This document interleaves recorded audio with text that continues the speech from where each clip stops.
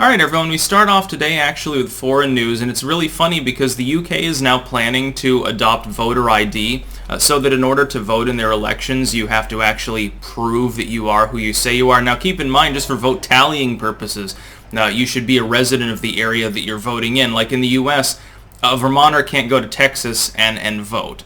A Californian can't go and vote in New Jersey. If you don't have to show ID, though, and there's any topical similarity between your name, which tends to be the case, and somebody else on the roster, it's easy as fuck to get a ballot illegitimately. Now, you can, of course, get discovered in so doing and end up with federal charges against you, but it is possible. How common is it? We're not sure, because we don't have a voter ID system. That's the whole fucking problem.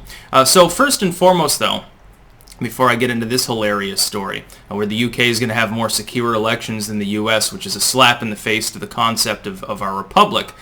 First and foremost, there will be a linked comment if you're watching this video on YouTube with links to 4 other video hosting sites that I use, as well as a 5th link to my Substack. I've started doing daily journalistic content. It won't be daily after this week, probably. I will probably do a couple of entries per week or so, because I don't want to flood people's emails, because I know how that works, because my emails get flooded by notifications from multiple sites, and then you have to add them to your, your spam filter. So keep that in mind. I make 4 videos a day, but only 2 are on YouTube. I incentivize people to use Odyssey, BitChute, Rumble, and Dailymotion at this point, preferentially. So yeah, the United States, deviating from the UK here momentarily, is one of the few developed countries actually in the world without, secure elections, you could say, because it doesn't require, in general, that voter ID. And in certain states, of course, I believe that's not the case. But when I go to get a ballot in Vermont, for example, I go there, I tell them my name, and I get my ballot. This kind of works in small-town communities where one or more of the people there probably know that you're from the area. Like Rutland Town, there aren't a whole lot of people that live in Rutland Town. I go to the voting place, it's a no-brainer that I'm from there. It's obvious because some of the people there are aware of who I am. They're aware of my name. That's fine. For legal purposes, maybe not, but for pragmatic purposes, the idea of voter fraud in such an election is low. But imagine that you're in an urban area where you've got several tens of thousands of people that are going to show up at the polling place, and nobody knows one another because, again, in the big city, that sort of social fabric isn't there. It becomes a big problem. If you have especially an ethnic block-style neighborhood where 20 or 30 people might have basically the same name, other than showing ID, there's really no way for you to tell that those people are who they say they are. I'm sorry, but in urban communities, it's much more of a problem. Could have something to do with their voting tendencies as well, of course, and that's why, of course, the Democrats don't want voter ID, because, of course, it's going to disproportionately affect potentially fraudulent votes that are helping them from those communities. Regardless of how common that is, keep in mind that if you have a presidential election or local election or whatever in which it's razor thin, then that element becomes more meaningful. If you're talking about how did Wyoming vote for the presidency, you don't have to worry about any form of fraud, because you need massive amounts of it to swing the election. But if you're talking about, say, Virginia or Minnesota or Florida or something like that, of course it becomes different. The UK just had their election, and I guess Labour got trounced again, so the Conservatives took back several seats that had been in Labour hands for a long time, and now they're pushing an agenda that includes securing their election. Voter fraud, regardless of what you've been told, is an issue.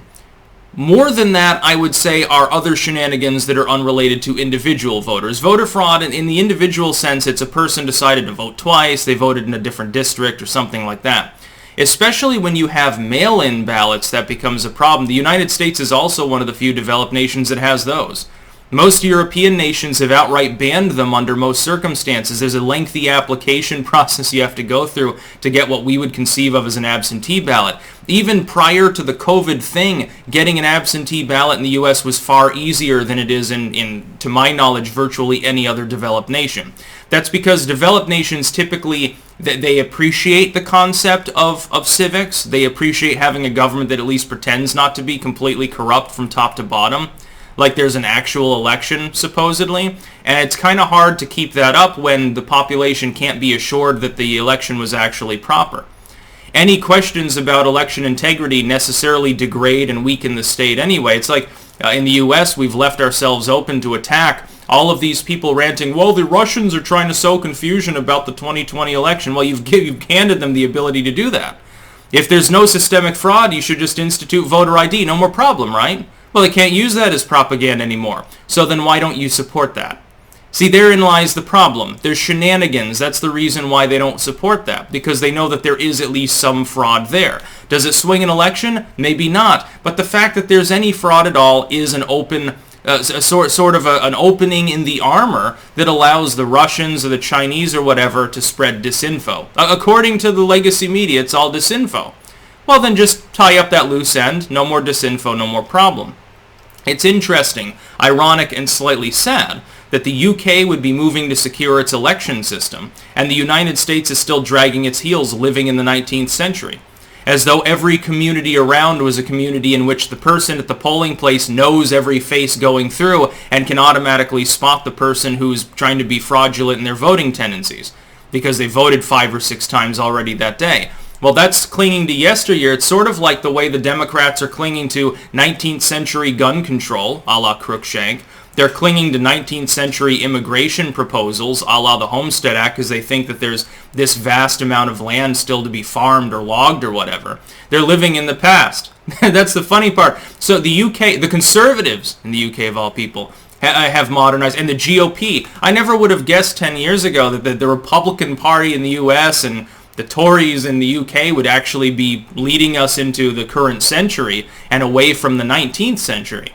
It's very, very astonishing to me that actually the so-called progressives, loosely allied with left or liberal movements at large, are so stuck in the past when they were supposedly on the cutting edge. We had hope and change. We had a new way of doing things back in the 2000s, again, long ago. We had a new way of doing things. Oh, it's the new millennium, so, we're hip and cool, and hey, look at my Facebook page.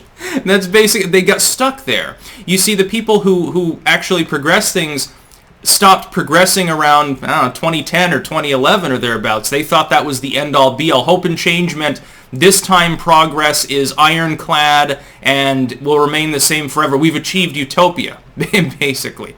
That's not the way human systems work.